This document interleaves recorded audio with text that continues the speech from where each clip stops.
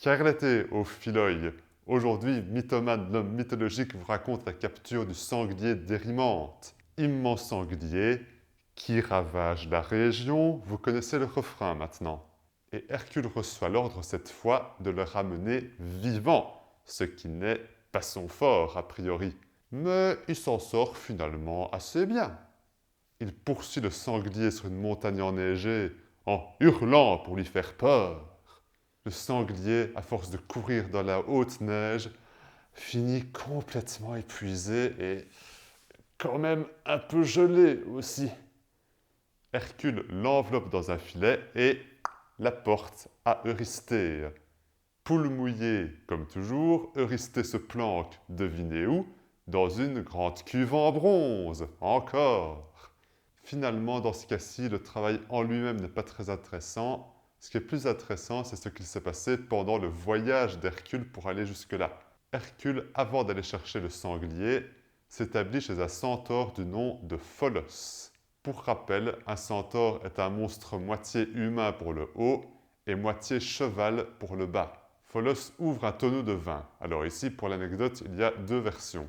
Selon le pseudo-Apollodore, Hercule demande du vin, mais Pholos lui répond qu'il n'ose pas ouvrir le tonneau commun des centaures. Hercule lui dit bon, tu peux me faire confiance, tu sais, et il ouvre le tonneau lui-même, voilà, rien à cirer. Selon Diodore de Sicile, Dionysos avait donné 4 générations auparavant ce tonneau à Pholos, et il lui avait ordonné de ne l'ouvrir qu'à l'arrivée d'Hercule.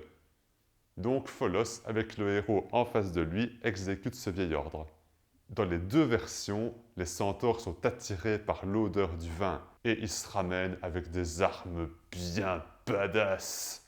Vous allez voir, des pins déracinés, des grosses pierres, des torches allumées, c'est plus classique, et des grosses haches qui servent à tuer des bœufs.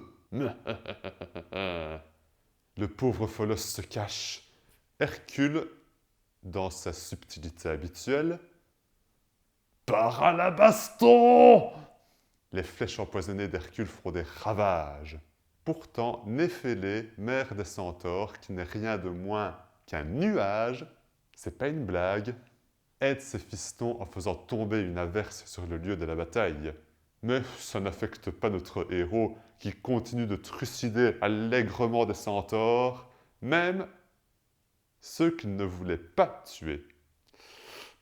En effet, Pholos, qui avait accueilli Hercule, veut enterrer ses frères morts.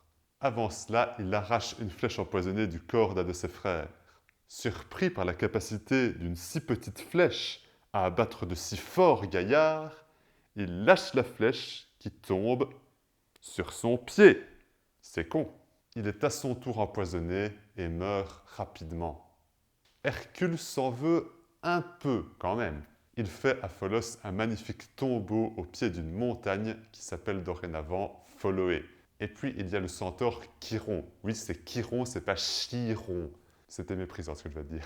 Centaure immortel, sage, qui avait éduqué de nombreux héros. Dans la bataille, un centaure nommé Élatos vient trouver Chiron. Hercule tire une flèche empoisonnée.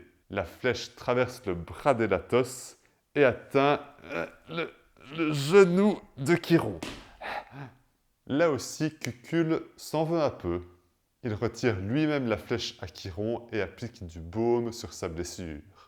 Mais vu la violence du poison, la blessure est incurable. Chiron, immortel, souffre atrocement et il veut mourir. Pour cela, il donne son immortalité au géant Prométhée et après ça, il peut mourir.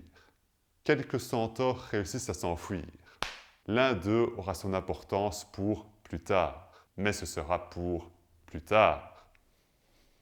Le monde est bien fait. Merci à tous d'avoir regardé cette vidéo, j'espère que ça vous a plu. Pensez bien à liker, partager, commenter et à vous abonner si ce n'est pas déjà fait. Si c'est déjà fait, vous êtes formidable, formidable. Merde, les droits d'auteur. Tu as été au Philoï.